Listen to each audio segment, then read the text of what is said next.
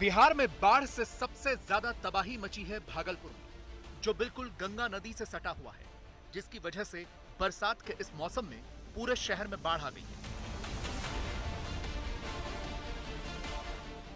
जिस national highway पर गाड़ियां चलती थी, वो इस वक्त पानी में डूबा हुआ है। सब कुछ पानी में समा गया और गंगा का पानी लगातार बढ़ता ही जा रहा है। क्या सड़कें, क्या घर, क्या गलियां, इस पानी में जानवर भी आधे डूबे हुए हैं। उन्हें भी चारा नहीं मिल पा रहा। सब जगह पानी भरा हुआ है।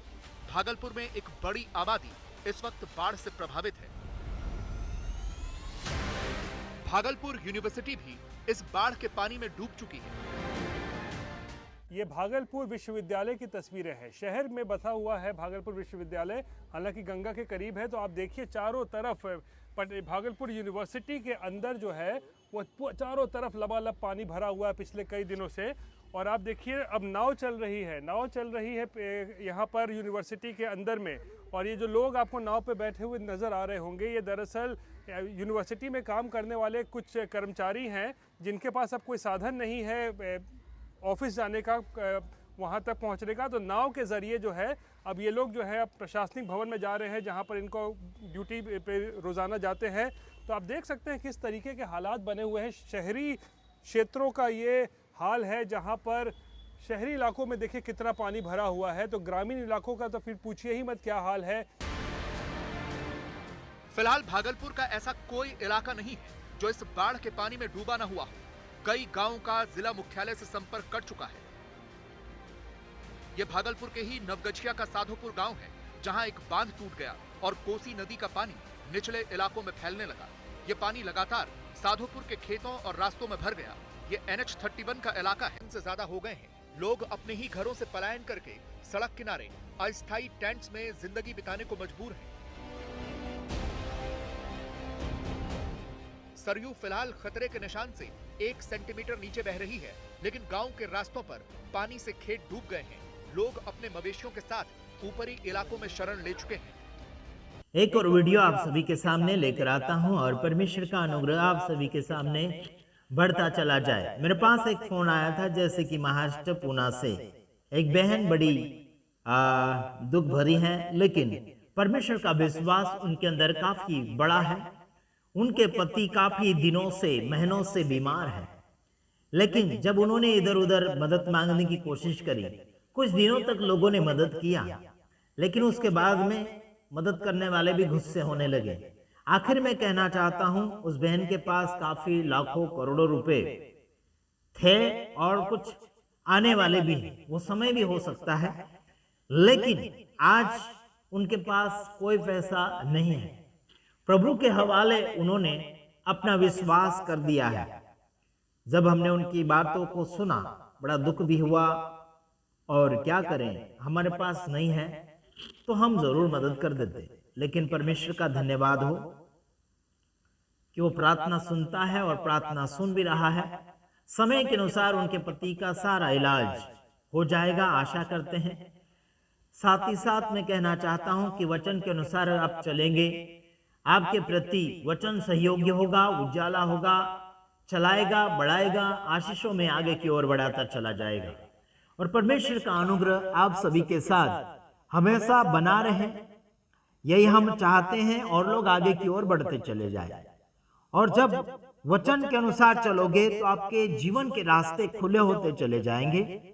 साथ ही साथ आपको मैं एक बात ये भी बताना चाहता हूं, जब आप सच्चाई की ओर जाओगे, पब्लिसिटी आपको ज्यादा मिलेगी और आप आशीष की ओर आगे बढ़ रहे हैं, तो आपके खिलाफ में एक तो क्या हजारों दुश्मन खड़े हो जाएंगे। वो भी आपके साथी लोग, वो भी आपके साथ में खान पीन करने वाले लोग, वो भी आपके साथ में बेटूट करने वाले लोग आपके विरोधी हो जाएंगे, आपको परेशान करेंगे, आपको टार्चर किया जाएगा, आपको नीचे गिराने की कोशिश की जाएगी, आपको बदनाम करने की कोशिश की जाएगी। लेकिन डरने की आवश्यकता नहीं है। पास्टर बजेंद्र सिंह के विषय में जब हमने वीडियोस बनाए, भूतकाल में कई वर्षों पहले हम उनके खिलाफ भी थे, लेकिन जब उनकी परिस्थिति ऐसी आई, जब वो क्या बोलना चाहिए कि गलत रीति से उनको फंसाया गया, तो हमने साथ देने की कोशिश करी। तो हमारे पुराने वीडियोस उठाकर लोगों ने ये साबित करने की कोशिश करी कि यह आशीष राजकुमार तो इनका विरोधी था, इनका दुश्मन था, ये तो बस लालच के भावने से उनका सहयोगी बन गया, ऐसे बोलते। नहीं मेरे यारों, शिक्षा जो हमारे पास होती है वो सबके लिए होती है, दुश्मन के लिए भी प्यार हम दर्शाते हैं। हालांकि बजेंद्र सिंह हमारा दुश्मन नहीं है और होगा भी नहीं। आखिर कुछ शिक्षाएं जो मैचिंग नहीं खाती है उसके वजह से हम कुछ सवालें और जवाबें उठाते हैं, समझ लीजिए, है ना। घर के कुटुंब परिवार वाले हो गए, हो सकता है कि मन में मैचिंग नहीं हो रहा या फिर कोई बातों में मैचिंग नहीं होता है, तो जरूर गुस्से से उसे डांट हम जरूर लगा सकते, चाहे वो अपना हो, चाहे वो पराया हो, चाहे वो खुद हो, समझ रहे मेरे यारों। तो मैं आप सभी को ये कहना चाहता हूं, वचन को हम वादा कहते हैं और वचन जो है आपको और मुझे परमेश्वर के सम्मुख पहुंचाने में सहयोग करता है और उसी वचन से कुछ लोग चमत्कार पाते हैं, छुटकारा पाते, आनंद पाते, जीवन पाते और आगे की ओर अपना जीवन रास्ता बढ़ाने की कोशिश करते रहते हैं। तो आखिर दुश्मन को भी हमें मौत के घाट उतारने की जरूरत नहीं है, लेकिन इंसान आजकल दुश्मन को ज्यादा से ज्यादा मौत के घाट या फिर खड्डे में डालने की कोशिश करते हैं।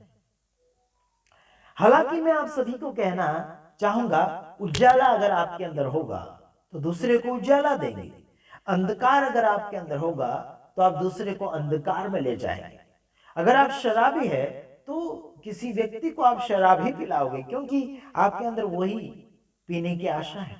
जैसे हम प्रभु में हैं और प्रभु के नाम से हम लोगों को प्रभु में ले जाना चाहते हैं, चाहे वो हमारा मेहमान आता हो, चाहे वो कोई भी समाज जाति धर्म से हो, उन्हें हम हमारे अंदर के गुण यानी कि जो प्रभु के गुण होते हैं वो दर्शाने की कोशिश करते हैं। कोई आता है, हम उनकी पहुनाई करते हैं, हम उनको सपोर्ट करते हैं, चाहे वो कपड़े देकर या फिर पैसे देकर या फिर खाना खिलाकर या फिर प्रेम भाव बताकर।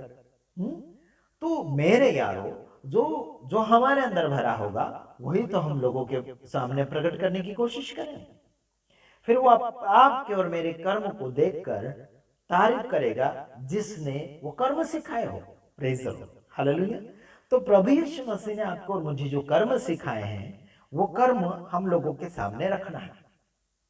समझ रहे कि नहीं समझ रहे? हमें दिखाने के लिए नहीं करना है। अगर आप कर रहे हैं, प्रैक्टिकल रूप से आपको करना है वो काम, है ना। हो सकता है वीडियो के अंदर भी आपका कर्म दिख जाए। कुछ लोग वो छिपा कर करना चाहते हैं, तो कोई हरकत नहीं, वो छिपा कर कीजिए, कोई हरकत नहीं।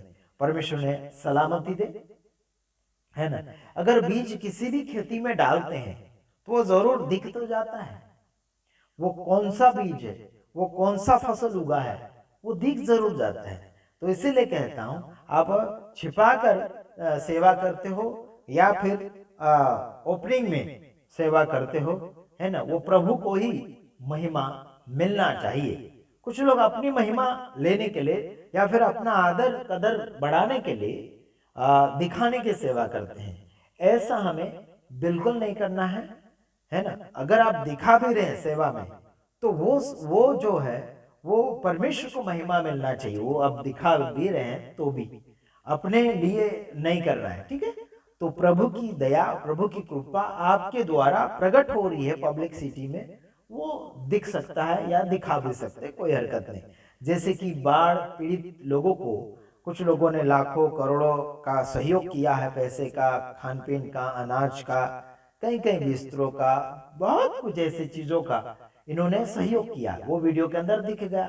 उनको देखकर दूसरे लोग हेल्प करने लगे, मतलब उनके कामों को देखकर दूसरे लोग सीख सकते हैं।